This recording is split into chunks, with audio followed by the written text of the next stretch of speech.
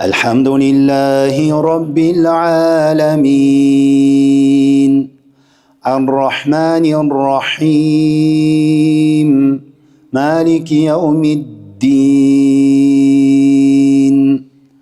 إياك نعبد وإياك نستعين اهدنا الصراط المستقيم صراط الذين أنعمت عليهم غير المغضوب عليهم ولا الضالين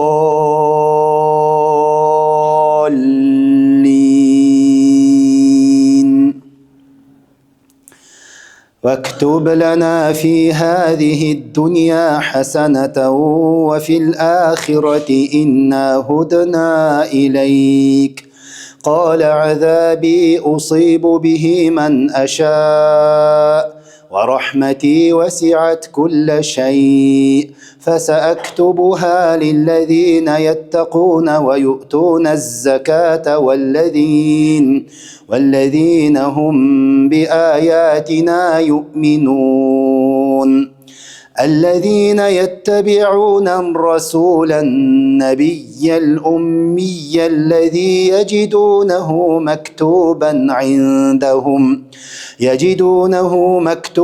عندهم في التوراة والإنجيل يأمرهم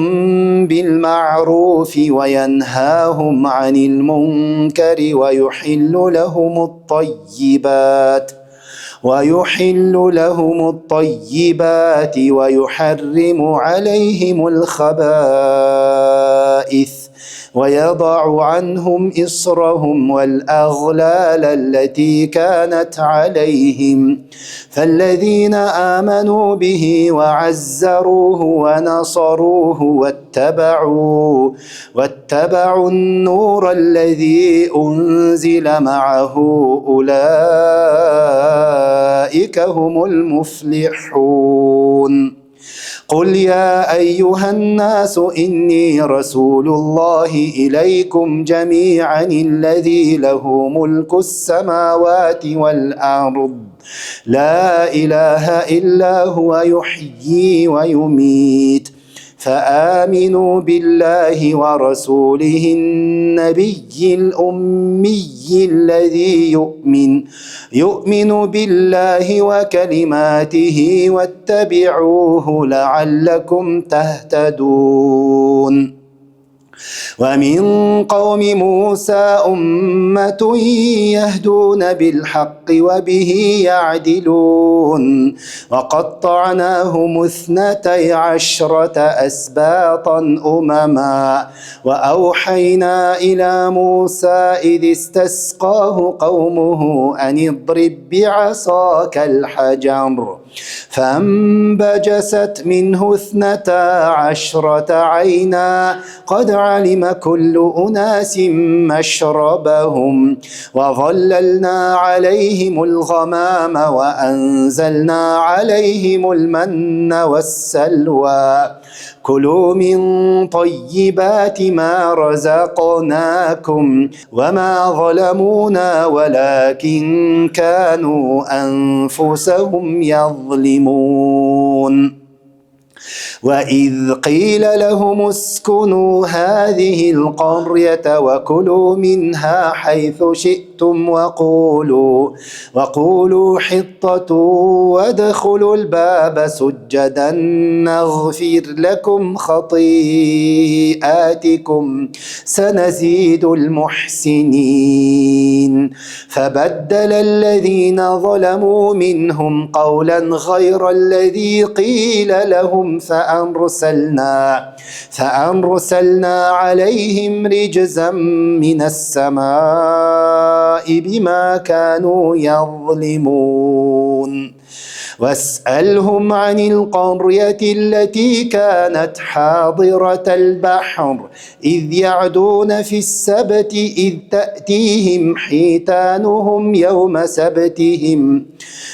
تأتيهم حيتانهم يوم سبتهم شرعا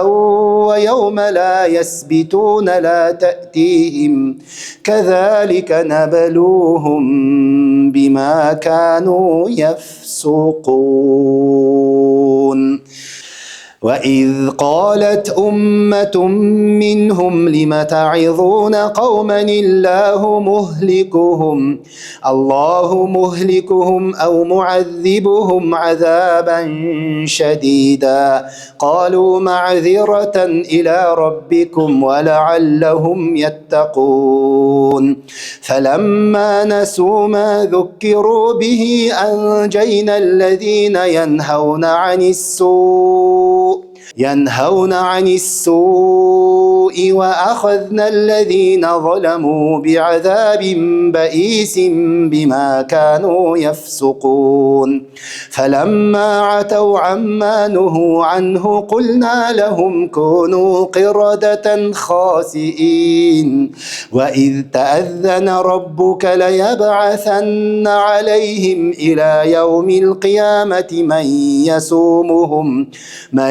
يسومهم سوء العذاب إن ربك لسريع العقاب وإنه لغفور رحيم وقطعناهم في الأرض أمما منهم الصالحون ومنهم دون ذلك وبلوناهم بالحسنات والسيئات لعلهم يرجعون فخلف من بعدهم خلف ورثوا الكتاب يأخذون عرض هذا الأدنى ويقولون سيغفر لنا وإن يأتهم عرض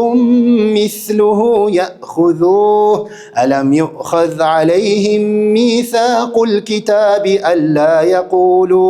ألا يقولوا على الله إلا الحق ودرسوا ما فيه والدار الآخرة خير للذين يتقون أفلا تعقلون والذين يمسكون بالكتاب وأقاموا الصلاة إنا لا نضيع أجر المصلحين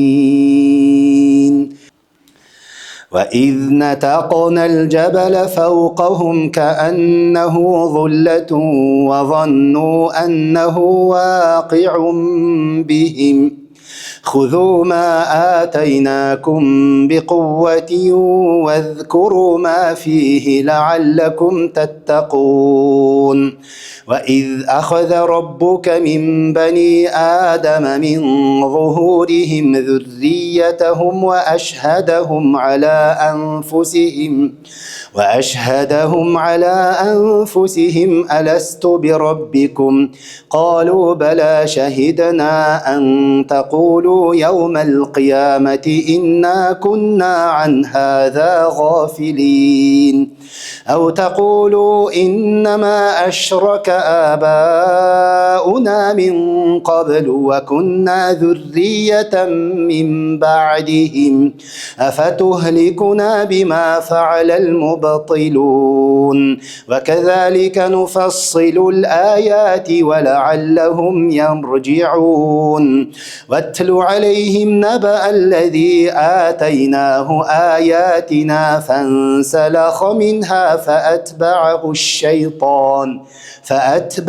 الشيطان فكان من الغاوين ولو شئنا لرفعناه بها ولكنه أخلد إلى الأرض واتبع هواه فمثله كمثل الكلب إن تحمل عليه يلهث أو تتركه يلهث ذلك مثل القوم الذين كذبوا بآياتنا فقصص القصص لعلهم يتفكرون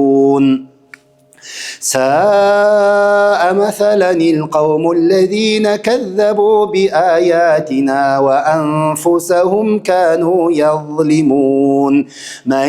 يهد الله فهو المهتدي ومن يضلل فأولئك هم الخاسرون. ولقد ذرأنا لجهنم كثيرا من الجن والإنس لهم قلوب لا يفقهون بها ولهم أعين لا يبصرون بها ولهم آذان لا يسمعون بها أولئك كالأنعام بل هم أضل أولئك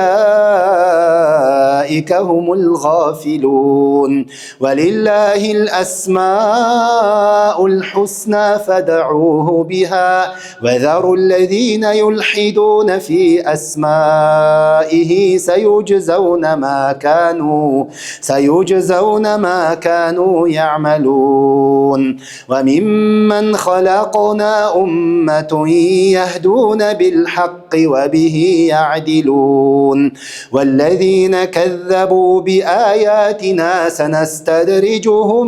من حيث لا يعلمون وأملي لهم إن كيدي متين. أولم يتفكروا ما بصاحبهم من جنة إن هو إلا نذير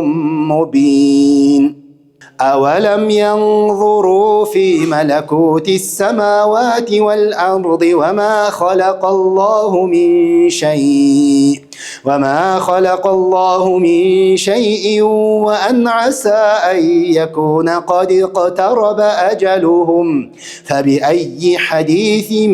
بعده يؤمنون. من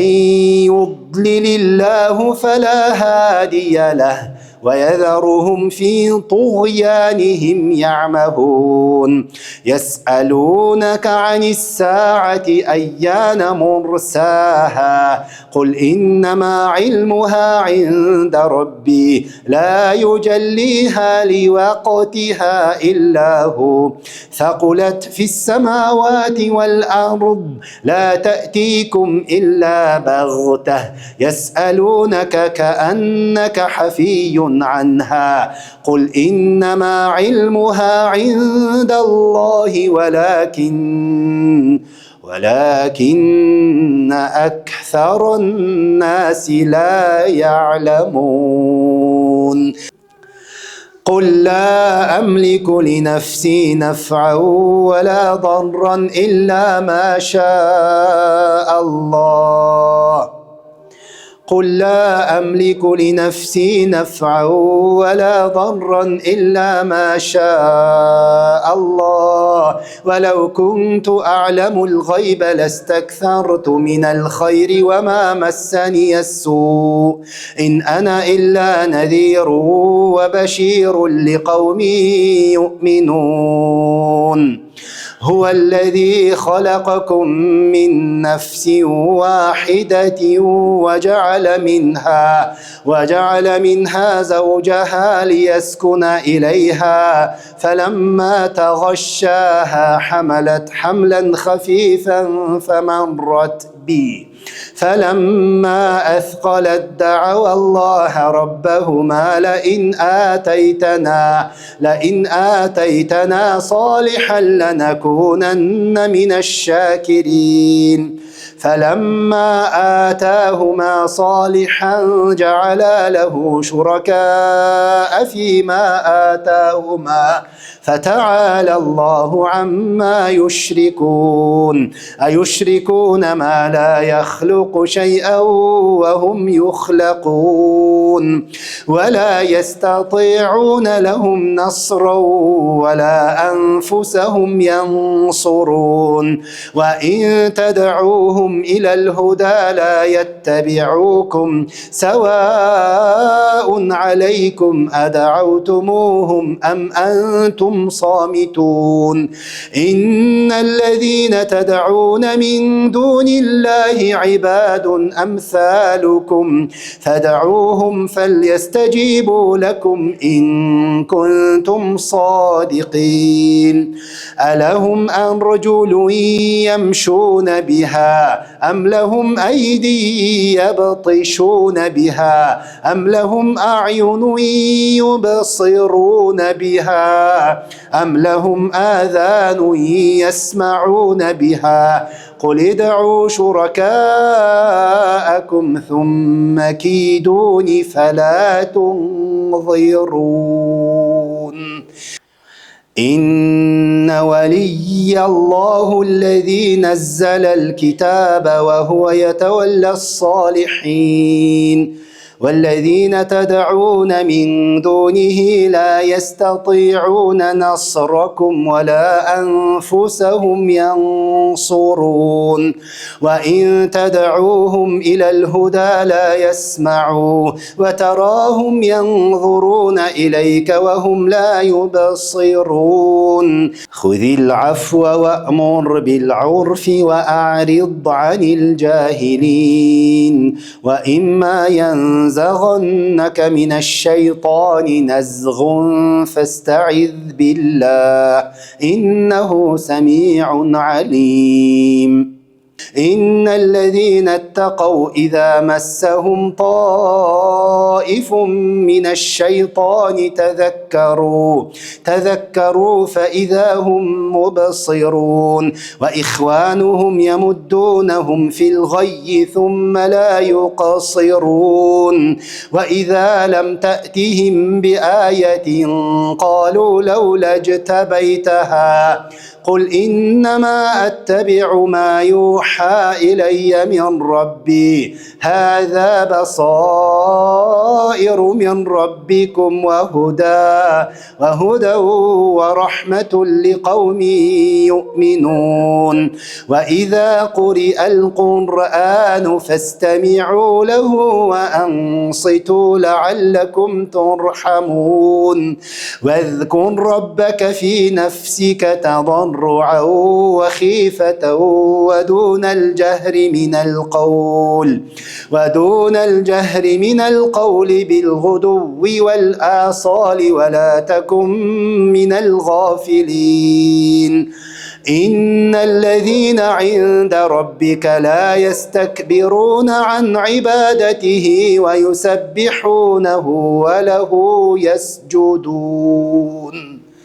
يسألونك عن الأنفال قل الأنفال لله والرسول فاتقوا الله وأصلحوا ذات بينكم وأطيعوا الله ورسوله إن كنتم مؤمنين إنما المؤمنون الذين إذا ذكر الله وجلت قلوبهم وإذا تليت عليهم آياته زادتهم إيمانا وعلى ربهم يتوكلون الذين يقيمون الصلاة ومما رزقناهم ينفقون أولئك هم المؤمنون حقا لهم درجات عند ربهم ومغفرة ورزق كريم كما أخرجك ربك من بيتك بالحق وإن فريقا من المؤمنين لكارهون يجادلونك في الحق بعدما تبين كأنما يساقون إلى الموت وهم ينظرون وإذ يعدكم الله إحدى الطائفتين أنها لكم وتودون أن غير ذات الشوكة تكون لكم ويريد الله أن يحق الحق بكلماته ويقطع دابر الكافرين ليحق الحق ويبطل الباطل ولو كره المجرمون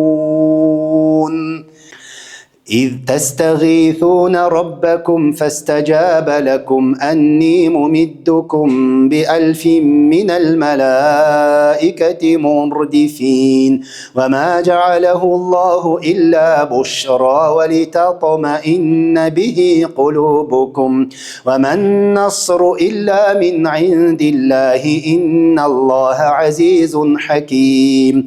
إذ يغشيكم النعاس أمنة منه وينزل عليكم من السماء ماء ليطهركم به ويذهب عنكم رجز الشيطان وليربط على قلوبكم ويثبت به الأقدام إذ يوحي ربك إلى الملائكة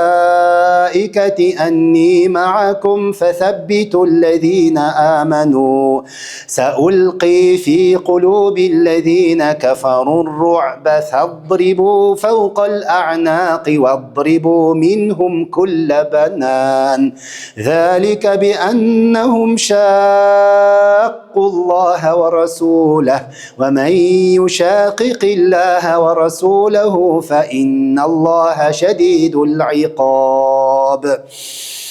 ذلكم فذوقوه وأن للكافرين عذاب النار يا أيها الذين آمنوا إذا لقيتم الذين كفروا زحفا فلا تولوهم يا أيها الذين آمنوا إذا لقيتم الذين كفروا زحفا فلا تولوهم الأدبار ومن يولهم يومئذ دبره إلا متحرفا لقتال أو متحيزا إلى فئة فقد باء بغضب من الله ومأواه جهنم وبئس المصير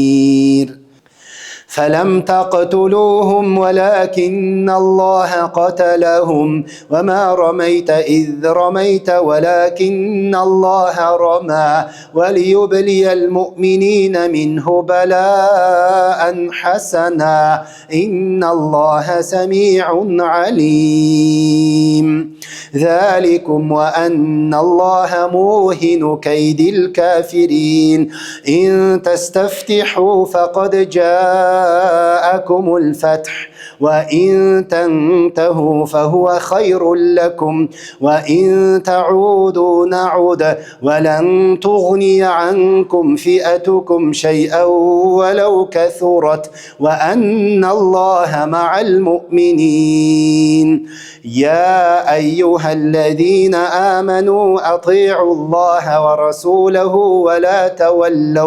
ولا تولوا عنه وأنتم تسمعون ولا تكونوا كالذين قالوا سمعنا وهم لا يسمعون إن شر الدواب عند الله الصم البكم الذين لا يعقلون ولو علم الله فيهم خيرا لأسمعهم ولو أسمعهم لتولوا وهم معرضون يا أيها الذين آمنوا استجيبوا لله وللرسول إذا دعاكم لما يحييكم واعلموا أن الله يحول بين المرء وقلبه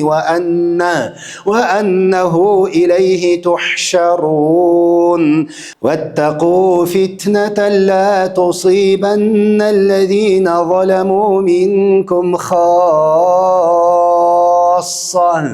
واعلموا أن الله شديد العقاب. واذكروا إذ أنتم قليل مستضعفون في الأرض تخافون أن يتخطفكم الناس فآواكم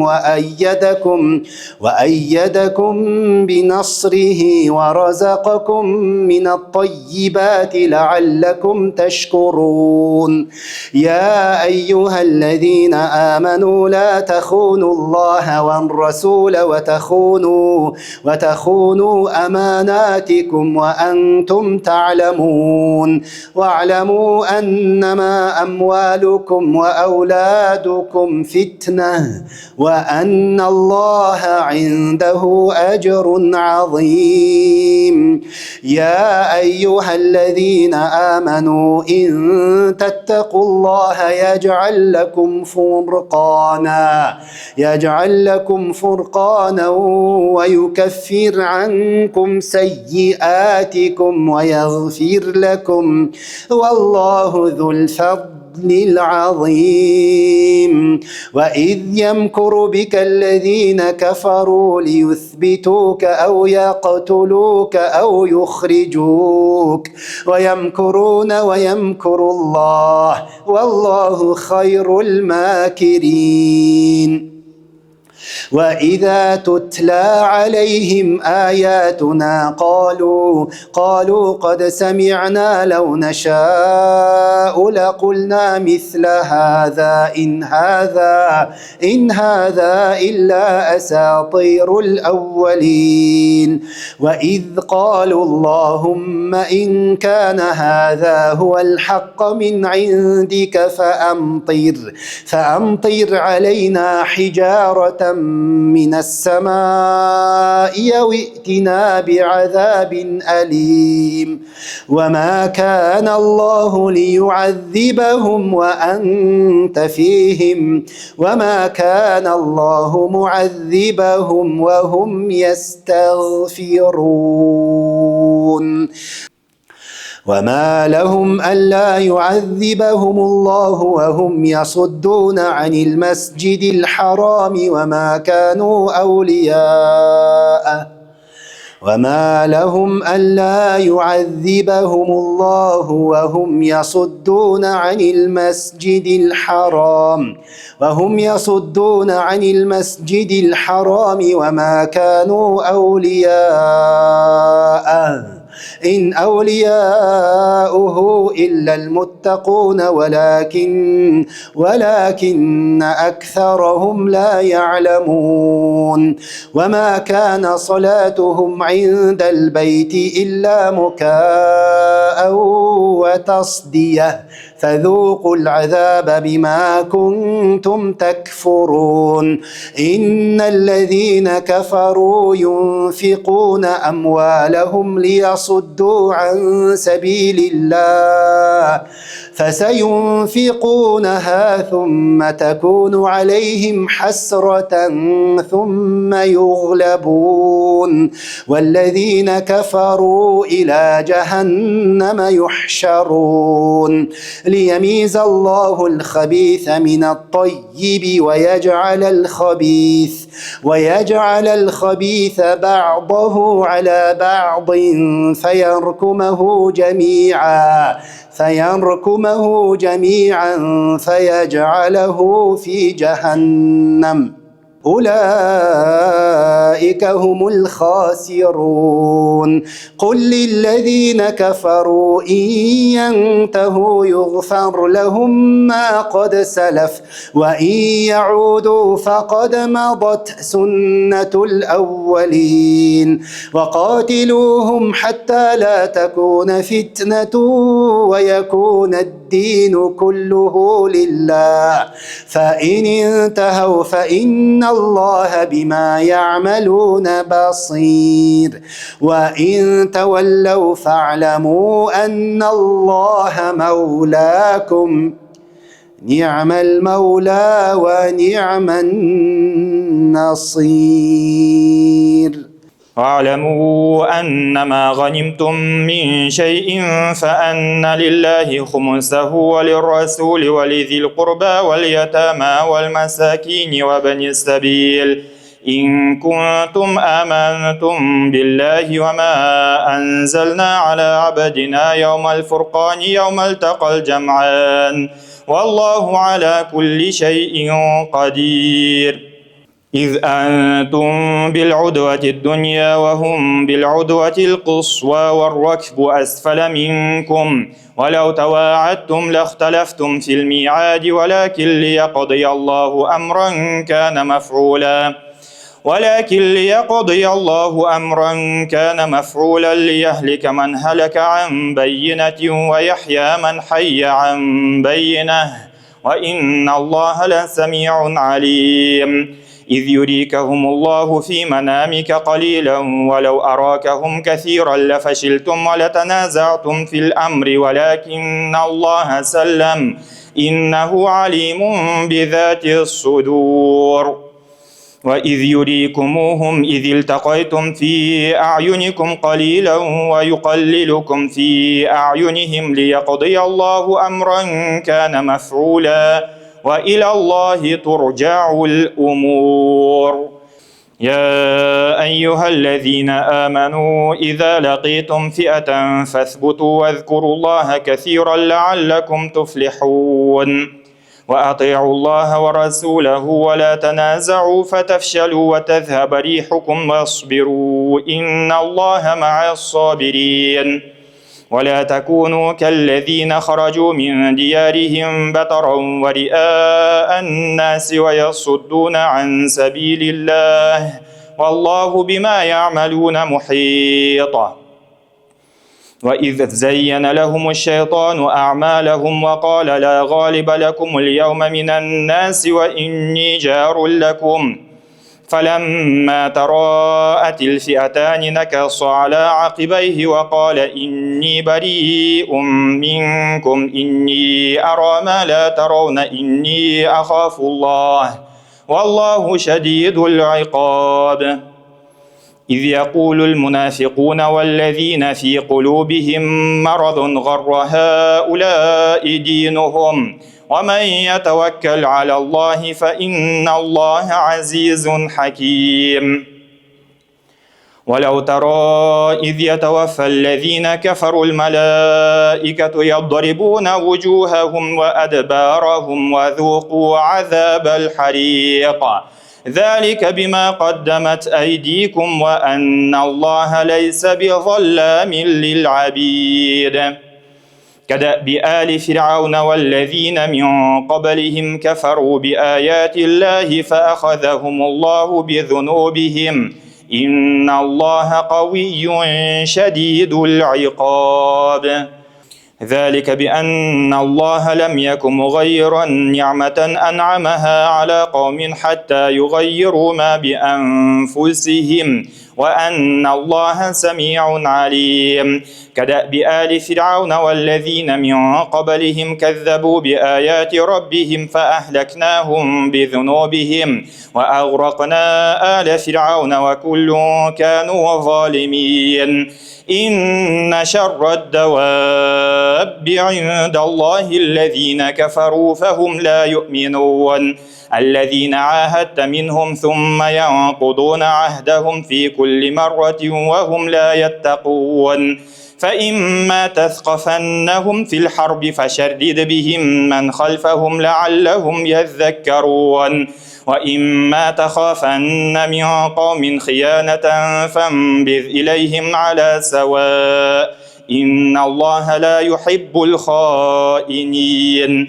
ولا يحسبن الذين كفروا سبقوا إنهم لا يعجزون. وأعدوا لهم ما استطعتم من قوة ومن رباط الخيل ترهبون به عدو الله وعدوكم وآخرين من دونهم لا تعلمونهم الله يعلمهم وما تنفقوا من شيء في سبيل الله يوفى إليكم وأنتم لا تظلمون. وإن جنحوا للسلم فاجنح لها وتوكل على الله إنه هو السميع العليم وإن يريدوا أن يخدعوك فإن حسبك الله هو الذي أيدك بنصره وبالمؤمنين وألف بين قلوبهم لو أنفقت ما في الأرض جميعا ما ألفت بين قلوبهم ولكن الله ألف بينهم إنه عزيز حكيم يا أيها النبي حسبك الله ومن اتبعك من المؤمنين يا أيها النبي حرض المؤمنين على القتال إن يكن منكم 20 صابرون يغلبوا 200 وإن يكن منكم 100 يغلبوا 1000 من الذين كفروا بأنهم قوم لا يفقهون الآن خفف الله عنكم وعلم أن فيكم ضعفا فإن يكن منكم 100 صابرة يغلبوا 200 وإن يكن منكم 1000 يغلبوا 2000 بإذن الله والله مع الصابرين ما كان لنبي أن يكون له أسرى حتى يثخن في الأرض تريدون عرض الدنيا والله يريد الآخرة والله عزيز حكيم لولا كتاب من الله سبق لمسكم فيما أخذتم عذاب عظيم فكلوا مما غنمتم حلالا طيبا واتقوا الله إن الله غفور رحيم يا أيها النبي قل لمن في أيديكم من الأسرى إن يعلم الله في قلوبكم خيرا يؤتكم خيرا مما أخذ منكم ويغفر لكم والله غفور رحيم وإن يريدوا خيانتك فقد خانوا الله من قبل فأمكن منهم والله عليم حكيم إن الذين آمنوا وهاجروا وجاهدوا بأموالهم وأنفسهم في سبيل الله والذين آووا ونصروا أولئك بعضهم أولياء بعض والذين آمنوا ولم يهاجروا ما لكم من ولايتهم من شيء حتى يهاجروا وإن استنصروكم في الدين فعليكم النصر إلا على قوم بينكم وبينهم ميثاق والله بما تعملون بصير والذين كفروا بعضهم أولياء بعض إلا تفعلوه تكن فتنة في الأرض وفساد كبير والذين آمنوا وهاجروا وجاهدوا في سبيل الله والذين آووا ونصروا أولئك هم المؤمنون حقا لهم مغفرة ورزق كريم والذين آمنوا من بعد وهاجروا وجاهدوا معكم فأولئك منكم وأولو الأرحام بعضهم أولى ببعض في كتاب الله إن الله بكل شيء عليم براءة من الله ورسوله إلى الذين عاهدتم من المشركين فسيحوا في الأرض 4 أشهر واعلموا أنكم غير معجز الله وأن الله مخزي الكافرين وأذان من الله ورسوله إلى الناس يوم الحج الأكبر أن الله بريء من المشركين ورسوله فإن تبتم فهو خير لكم وإن توليتم فاعلموا أنكم غير معجز الله وبشر الذين كفروا بعذاب أليم إلا الذين عاهدتم من المشركين ثم لم ينقصوكم شيئا ولم يظاهروا عليكم أحدا فأتموا إليهم عهدهم إلى مدتهم إن الله يحب المتقين فإذا انسلخ الأشهر الحرم فاقتلوا المشركين حيث وجدتموهم وخذوهم واحصروهم واقعدوا لهم كل مرصد فإن تابوا وأقاموا الصلاة وآتوا الزكاة فخلوا سبيلهم إن الله غفور رحيم وإن أحد من المشركين استجارك فأجره حتى يسمع كلام الله ثم أبلغه مأمنه ذلك بأنهم قوم لا يعلمون كيف يكون للمشركين عهد عند الله وعند رسوله إلا الذين عاهدتم عند المسجد الحرام فما استقاموا لكم فاستقيموا لهم إن الله يحب المتقين كيف وإن يظهروا عليكم لا يرقبوا فيكم إلا ولا ذمة يرضونكم بأفواههم وتأبى قلوبهم وأكثرهم فاسقون اشتروا بآيات الله ثمنا قليلا فصدوا عن سبيله إنهم ساء ما كانوا يعملون لا يرقبون في مؤمن إلا ولا ذمة وأولئك هم المعتدون فإن تابوا وأقاموا الصلاة وآتوا الزكاة فإخوانكم في الدين ونفصل الآيات لقوم يعلمون وإن نكثوا أيمانهم من بعد عهدهم وطعنوا في دينكم فقاتلوا أئمة الكفر إنهم لا أيمان لهم لعلهم ينتهون ألا تقاتلون قوما نكثوا أيمانهم وهموا بإخراج الرسول وهم بدؤوكم أول مرة أتخشونهم فالله أحق أن تخشوه إن كنتم مؤمنين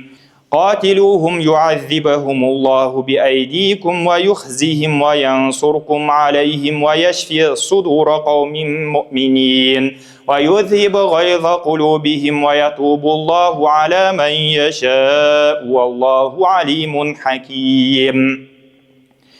أم حسبتم أن تتركوا ولما يعلم الله الذين جاهدوا منكم ولم يتخذوا من دون الله ولا رسوله ولا المؤمنين وليجة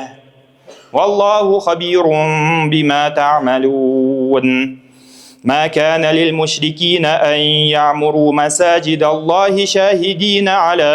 أنفسهم بالكفر أولئك حبطت أعمالهم وفي النار هم خالدون إنما يعمر مساجد الله من آمن بالله واليوم الآخر وأقام الصلاة وآتى الزكاة ولم يخش إلا الله فعسى أولئك أن يكونوا من المهتدين أجعلتم سقاية الحاج وعمارة المسجد الحرام كمن آمن بالله واليوم الآخر وجاهد في سبيل الله لا يستوون عند الله والله لا يهدي القوم الظالمين الذين آمنوا وهاجروا وجاهدوا في سبيل الله بأموالهم وأنفسهم أعظم درجة عند الله وأولئك هم الفائزون يبشرهم ربهم برحمة منه ورضوان وجنات لهم فيها نعيم مقيم خالدين فيها أبدا إن الله عنده أجر عظيم يا أيها الذين آمنوا لا تتخذوا آباءكم وإخوانكم أولياء إن استحبوا الكفر على الإيمان ومن يتولهم منكم فأولئك هم الظالمون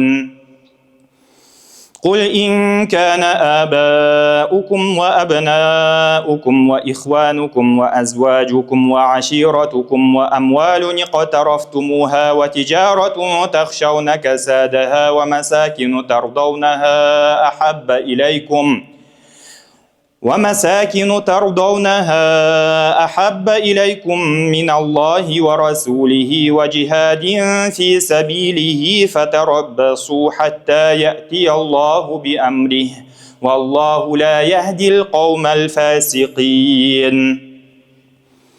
لقد نصركم الله في مواطن كثيرة ويوم حنين إذ أعجبتكم كثرتكم فلم تغن عنكم شيئا وضاقت عليكم الأرض بما رحبت ثم وليتم مدبرين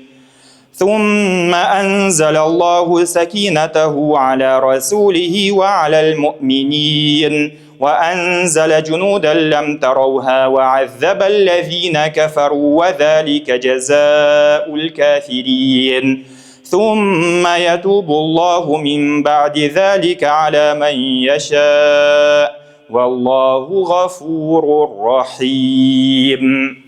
يا أيها الذين آمنوا إنما المشركون نجس فلا يقربوا المسجد الحرام بعد عامهم هذا وإن خفتم عيلة فسوف يغنيكم الله من فضله إن شاء إن الله عليم حكيم. قاتلوا الذين لا يؤمنون بالله ولا باليوم الآخر ولا يحرمون ما حرم الله ورسوله ولا يدينون دين الحق من الذين أوتوا الكتاب حتى يعطوا الجزية عن يد وهم صاغرون. وقالت اليهود عزير ابن الله وقالت النصارى المسيح ابن الله ذلك قولهم بأفواههم يضاهئون قول الذين كفروا من قبل قاتلهم الله أنى يؤفكون. اتخذوا أحبارهم ورهبانهم أربابا من دون الله والمسيح ابن مريم وما أمروا إلا ليعبدوا إلها واحدا لا إله إلا هو سبحانه عما يشركون. يريدون أن يطفئوا نور الله بأفواههم ويأبى الله إلا أن يتم نوره ولو كره الكافرون. هو الذي أرسل رسوله بالهدى ودين الحق ليظهره على الدين كله ولو كره المشركون. يا أيها الذين آمنوا إن كثيرا من الأحبار والرهبان ليأكلون أموال الناس بالباطل ويصدون عن سبيل الله والذين يكنزون الذهب والفضة ولا ينفقونها في سبيل الله فبشرهم بعذاب أليم. يوم يحمى عليها في نار جهنم فتكوى بها جباههم وجنوبهم وظهورهم هذا ما كنزتم لأنفسكم فذوقوا ما كنتم تكنزون. إن عدة الشهور عند الله 12 شهرا في كتاب الله يوم خلق السماوات والأرض منها 4 حرم ذلك الدين القيم فلا تظلموا فيهن أنفسكم وقاتلوا المشركين كافة كما يقاتلونكم كافة واعلموا أن الله مع المتقين. إنما النسيء زيادة في الكفر يضل به الذين كفروا يحلونه عاما ويحرمونه عاما ليواطئوا عدة ما حرم الله فيحلوا ما حرم الله زين لهم سوء أعمالهم والله لا يهدي القوم الكافرين. يا أيها الذين آمنوا ما لكم إذا قيل لكم انفروا في سبيل الله اثاقلتم إلى الأرض أرضيتم بالحياة الدنيا من الآخرة فما متاع الحياة الدنيا في الآخرة إلا قليل. إلا تنفروا يعذبكم عذابا أليما ويستبدل قوما غيركم ولا تضروه شيئا والله على كل شيء قدير.